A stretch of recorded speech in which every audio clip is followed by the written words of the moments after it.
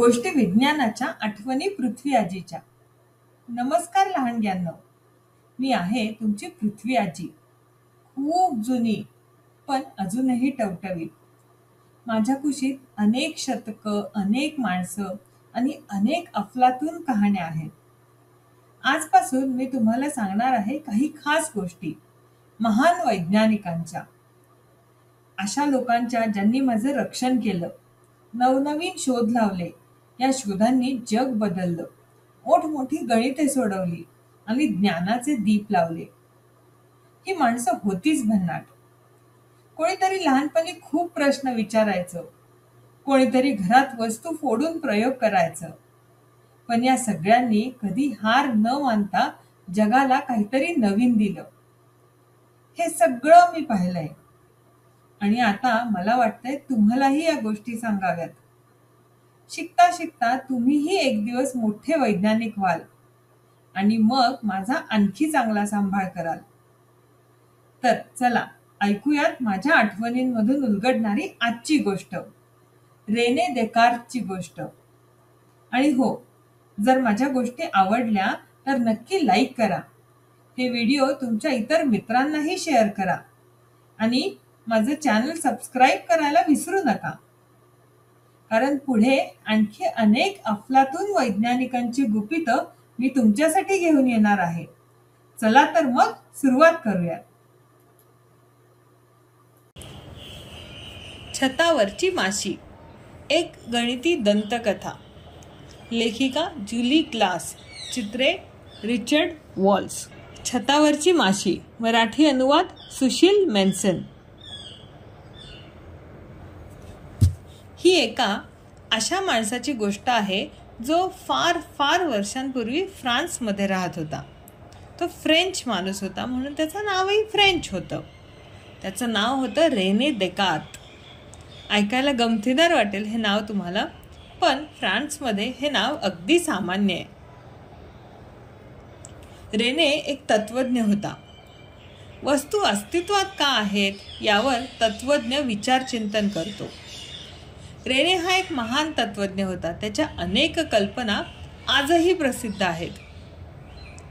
मी विचार करतो म्हणून मी अस्तित्वात आहे. मी विचार करतो. पण रेने महान तत्वज्ञ असला तरी त्याला एक समस्या होती. त्याच्या घरात भरपूर पसारा असे. सुरुवातीला ही समस्या लहान होती, पण हळूहळू ती वाढत गेली आणि वाढतच गेली. गमतीशीर गोष्ट म्हणजे रेनेला ही जाणीवच नव्हती की त्याला काही समस्या आहे. त्याला त्याच्या वस्तू सापडेनाशा झाल्या. त्याची वही, त्याची हॅट, त्याची ताऱ्यांची माहिती देणारी पुस्तकं, त्याची शाईची बाटली, सारं हरवलं. मग त्याला शाईची बाटली सापडली. तेव्हा कुठे समस्या रेनेच्या लक्षात आली. ही समस्या सुटली पाहिजे. रेने स्वतःशीच बडबडू लागला. थोडा फेरफटका मारू आणि या समस्याचं उत्तर शोधण्याचा प्रयत्न करू असं त्याने ठरवलं. त्याला त्याचा कोट, त्याची हॅट आणि घराचं दार सापडायला सुद्धा थोडा वेळ लागला. रेने ताजा पाव आणायला त्याच्या आवडत्या बेकरीत गेला. मग तो विचारचिंतन करण्यास त्याच्या आवडत्या ठिकाणाकडे, सीन नदी काठाकडे चालू लागला. चालता चालता रेने पाव खाऊ लागला. नदीतल्या पाण्याकडे बघत बघत तो विचार करू लागला. आपल्या वस्तू लगेच सापडाव्यात यासाठी काय करता येईल. थोड्या वेळाने रात्र झाली. रेने अद्याप विचारच करत होता. तो त्याच्या विचारात एवढा गढून गेला की आपण कुठे चाललोय हे त्याला दिसलंच नाही. रेने देकार्त थेट सीन नदीत जाऊन पडला. रेनेला कुणीतरी पाण्याबाहेर काढलं. तो चिंब भिजला होता, थंडगार पडला होता. त्याचा पाव ओला आणि मऊ झाला होता. रेने घराकडे चालू लागला. घरी पोहोचेपर्यंत त्याला सर्दी झाली. तो शिंकू लागला.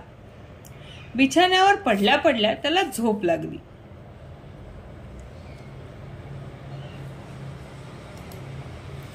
पुढल्या दिवशी सकाळीही रेनेचं नाक सर्दीने वाहत होतं.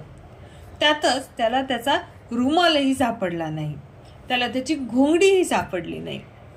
त्याला आग जाळण्यासाठी लाकडंही सापडली नाहीत. त्याला त्याचा ओला झालेला पाव सुद्धा सापडला नाही. खरं तर एव्हाना तो सुकला असावा. दुःखी मनाने रेने बिछाण्यात पडला आणि छताकडे एकटक पाहू लागला. त्याचा पसारा असलेल्या घरात फक्त छत हीच एक पसारा नसलेली जागा होती. आपण पसारा झालेल्या जमिनीऐवजी या छतावरच राहायला हवं असं रेनेला वाटू लागलं. त्याच वेळी त्याने छतावर बसलेली एक माशी बघितली. माशी उडून एका कोपऱ्यात गेली. मग पुन्हा उडून ती दुसऱ्या कोपऱ्यात गेली. मग ती खाली येऊन रेनेच्या पायाच्या अंगठ्यावर बसली आणि ती रेनेच्या डोक्यावर जाऊन बसली. रेने विचार करू लागला, माशी एकाच जागेवर पुन्हा पुन्हा बसत नाही. आपल्याला हे विलक्षण वाटणार नाही, पण रेने ठरला तत्वज्ञ. साध्याशा गोष्टीचे चिंतन करत बसण्याची सवयच होती त्याला.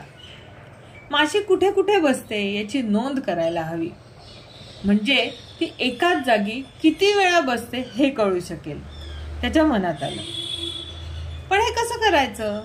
रेने चिंतनात गढून गेला. अचानक त्याला एक भन्नाट कल्पना सुचली. एवढी भन्नाट की तो बिछाण्यातून उडी मारून नाचूच लागला. माशी छतावर कुठे कुठे बसली याची अचूक नोंद कशी करायची हे त्याला उमगलं. रेनेने आगीतून कोळशाचा एक तुकडा घेतला. मग खुर्चीवर चढून तो छतावर रेघोट्या काढू लागला. तुम्ही घरी असं अजिबात करू नका हा. तुमच्या आईवडिलांना ते आवडणार नाही. रेनेने आधी उत्तरेकडच्या भिंतीपासून दक्षिणेकडच्या भिंतीपर्यंत छतावर रेघोट्या काढल्या. मग त्याने एका बाजूकडून दुसऱ्या बाजूपर्यंत रेघोट्या काढल्या. मग त्याने भिंतींच्या मागे काढलेल्या या रेघोट्यांना क्रमांक दिले. एवढं केल्यावर तो पुन्हा बिछाण्यात येऊन पडला. रेनेने छताकडे उडालेली माशी बघितली. ती छतावर बसली तेव्हा त्याने तिच्या स्थानापर्यंत असलेल्या रेघोट्या मोजल्या. त्याने रेघोट्यांची संख्या लिहिली 2. मग त्याने माशीच्या स्थानापर्यंत खालून वर किती रेघोट्या आहेत ते मोजलं. त्याने रेघोट्यांची संख्या नोंदवली 5. 2 आणि 5 या संख्यांनी त्याला माशीचं नेमकं स्थान सांगितलं. 2 आणि 5 याच संख्यांना कॉर्डिनेट्स सहनिर्देशक म्हणतात.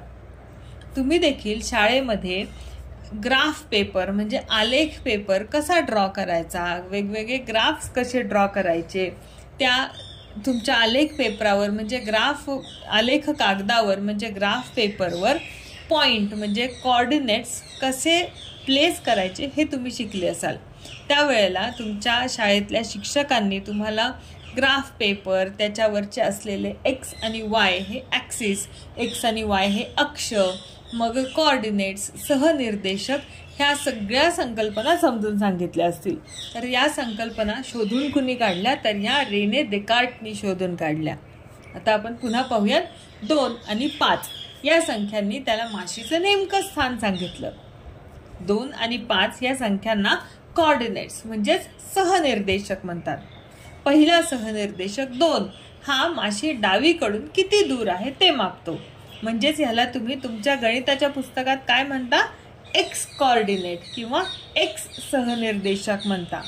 आणि दुसरा सहनिर्देशक 5 हा माशी खालच्या भिंतीपासून किती दूर आहे ते मापतो. म्हणजे याला तुम्ही वाय कॉर्डिनेट किंवा वाय सहनिर्देशक म्हणता.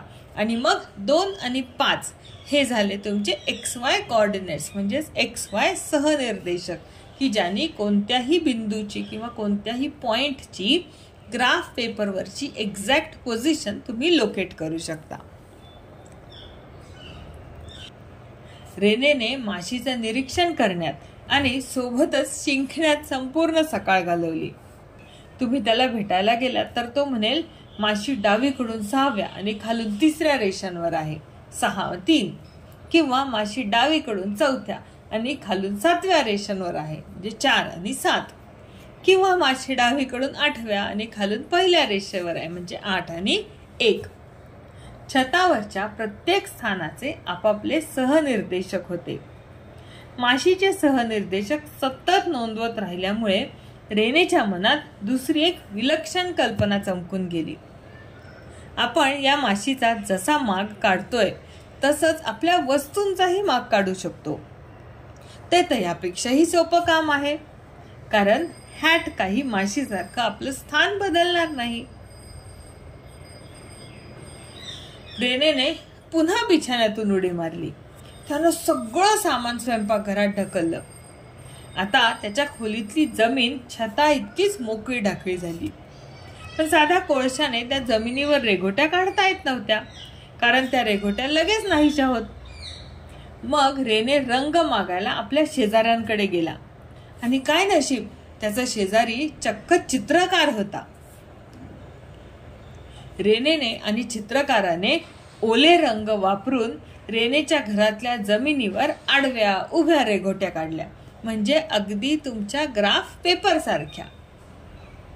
मग दोघे पाव आणायला बेकरीत गेले. ते घरी येईपर्यंत रेघोट्यांचे रंग सुकले होते.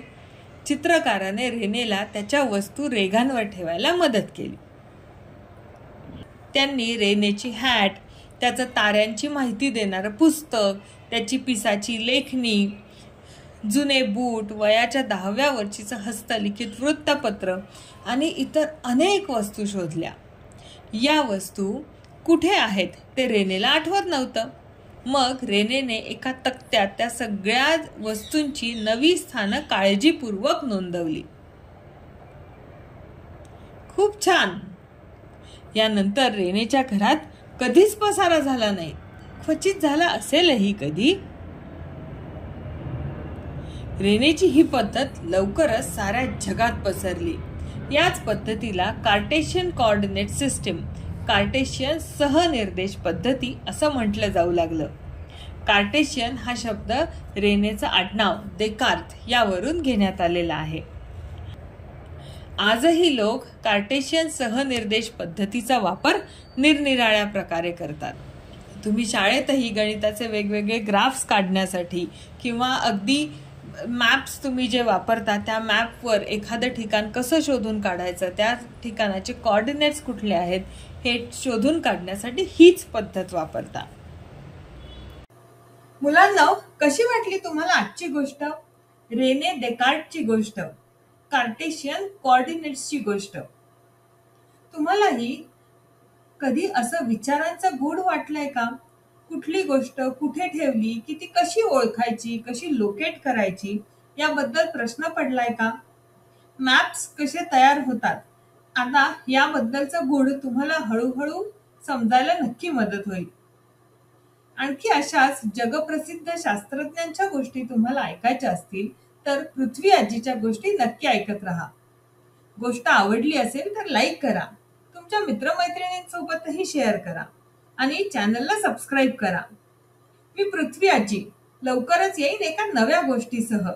तोपर्यंत विचार करा, शोध घ्या आणि हसत खेळत शिकत राहा.